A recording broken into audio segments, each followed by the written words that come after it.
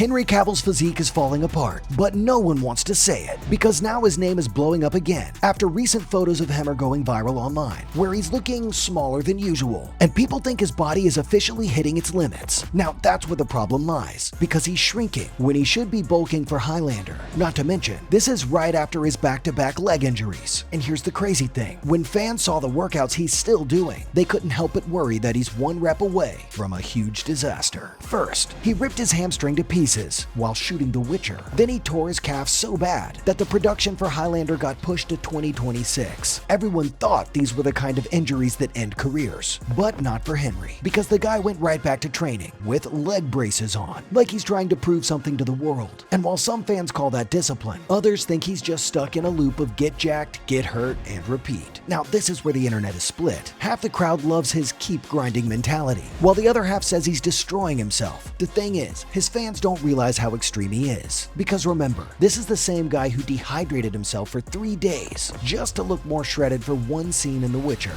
Diet is difficult and you're hungry, but when you're dehydrating for 3 days, you get to the point on the last day where you can smell water, like nearby. If you think that's already insane, we haven't even talked about Superman yet. You see, back in his movie Immortals, Henry was a lean 6'1", 170-pound guy. But just 1 year later, he showed up as Superman with over 20 pounds of new muscle. And while that transformation is beyond impressive, it also raised a lot of eyebrows. No lifter who's been training for years is slapping on 20 pounds of pure muscle like it's a side quest. Newbies get around 25 pounds in their first year of training, but experienced lifters are even considered lucky if they gain 10 pounds. Now this is why people accuse him of being on insane gear, but he's hiding it to keep his good guy image intact. He's not a naturally ripped guy.